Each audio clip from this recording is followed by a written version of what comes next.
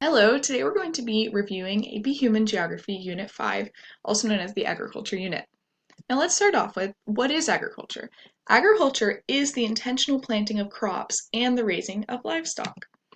The first agricultural revolution occurred when farming was invented. It is also known as the Neolithic Revolution, and it's when people started first using tools. Now there are many theories as to how farming came about, but we know that there are two types of farming. There's one which is vegetative farming, which occurs when people split the roots and the stems of plants. Another seed farming, which is pretty obvious as to what it is, planting seeds in the ground. And this may have occurred when people accidentally drop seeds and they figure that out. And also with domesticated animals, people may have wanted them as pets originally or domesticated them for religious reasons before farming. We also know that animals were domesticated first, and we know that the first and most important crop which was domesticated is wheat. Many other cereal crops were also domesticated. Mainly farming used to be subsistence, and trade was increased with the first agricultural revolution, especially through the Silk Road. So you can see here in Southeast Asia, that is the vegetative hearth. And then in West India and Latin America and East Asia is the seed hearth for planting. And then here on the west coast of Africa, it's thought that vegetative planting also came about separately. So now we have the second agricultural revolution. It's occurring around the same time as the Industrial Revolution. And for the second agricultural revolution, people started to switch to the use of machinery rather than tools because you have all these new factories and then all these new farming methods that are coming about. And there were these things called the Enclosure Acts, and it encouraged people to start owning land rather than just having public domain where anyone can farm. Now, the Enclosure Acts, they did allow farmers to have more land and therefore greater yield, greater farm production, which allowed people to be able to move into cities and take up new jobs rather than farming. But the Enclosure Acts also perpetuated poverty because there were a lot of people who couldn't afford to buy land, whereas earlier, before the 1700s, when people were living in small towns, they could just farm on public lands. But now they had to own it, and people didn't know what to do. So the third agricultural revolution is also known as the Green Revolution, and it's currently what's happening now. It started in about the mid-20th century, and that's when you get all this heavy use of chemicals, pesticides, and herbicides coming in, and you have agribusiness, which is taking a big hold on the farming economy, and they're spreading, like modified farming, and you start to see more use of GMOs, and then a big controversy over that and whether people think that they are good or not. And a saying often associated with this third agricultural revolution is that we want to feed the world. And so basically the goal of this revolution is to have the greatest yield possible for a growing population. All right, so now let's talk about physical geography and agriculture. So when you start to think about where agriculture is, you can think about all these different factors. So let's start off with water. Water is really important for farming, as you know, for especially like plants, animals, everyone needs water. So irrigation helps for new areas of farming, but as people are shifting the natural flow of water, it may damage some ecosystems, especially if it's taking away water from areas. Soil is also an important factor because you need good soil quality. And as there is more planting, there's less nutrients in the soil, and you need to figure out how to get those nutrients back into the soil, whether it's leaving it alone or fertilizing it so that you can keep growing plants. Now, landforms, they impact where farms are. Flat land is especially better because you don't have to do any work into modifying it. Mountains, they require a lot of work, and people would do terracing where you dig into the mountain and you create flat areas to farm on it. Now, deforestation and desertification may occur with over-farming, and clearing land especially creates deforestation as people are clearing forests so that they can have more farmland. Or if people over-farm an area, that may cause desertification, especially if all the nutrients get depleted from the soil. Okay, the von Thunen model. The von Thunen model was developed in 1826, and it attempts to explain land use in terms of the cost of land and farming and the cost of transportation. So we can see here that there is a central market, and that's where people are going to sell all their products. So in this closest ring is where you have the most perishable goods. So you have like dairy farming, which it can be kind of expensive to transport that, and it's gonna spoil very quickly. So you can't waste any space trying to transport that, as well as market gardening, which would include stuff like vegetables and things that are going to perish pretty easily. And now forests are in the second ring because people need wood for like fuel and heating. And then around that would be grains and field crops because they can last a bit longer and they don't cost as much to transport. And then up here you have ranching and livestock, and that would be on the farthest ring because your animals can just move themselves. You can get them to walk to the market center, and so it basically doesn't cost anything to transport them. All right, now let's talk about the types of agriculture. So let's start off with shifting cultivation. So this typically uses methods like slash and burn, which you've probably heard about. So this is when vegetation in a natural area that hasn't been cultivated at all is cut down and then all of it is burnt, which goes back into the soil to create good nutrients for farming. So this is done to fields and then farmed for a few years and then moved to another field, and then that area is left to regrow so that the process can be done again. People return to the fields usually 6 to 20 years after the vegetation has regrown and they've left.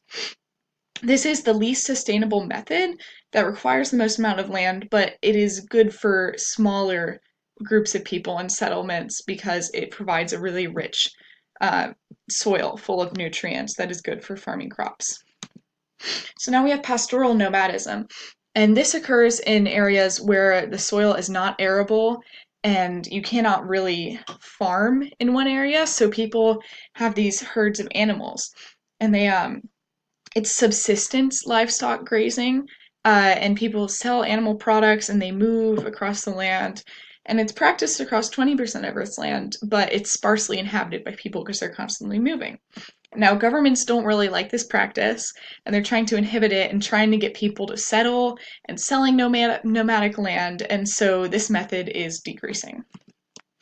Now, intensive subsistence farming is when people are intensively farming a smaller area of land to survive off of it, especially just for feeding themselves and their families. And it's practiced mainly in densely populated LDCs, like areas in Asia, because they have a small amount of land to farm off of. And so no land is really wasted and it's very efficient. And there are two types, wet rice dominant and non-wet rice dominant. Now, wet rice dominant obviously occurs in like wet fields and it's rice and it's pretty intensive. And then non-wet rice dominant would be more like cereal grains and that type of stuff. So plantation farming, it's commercial farming in the tropics and subtropic areas. Now, typically plantations in LDCs are owned and exploited by companies in MDCs. And these are large farms that are monocultures, and they are cash crops like cotton, sugarcane, coffee, rubber, tobacco, and it's meant to make a lot of money. So grain farming grain is the seed from various grasses.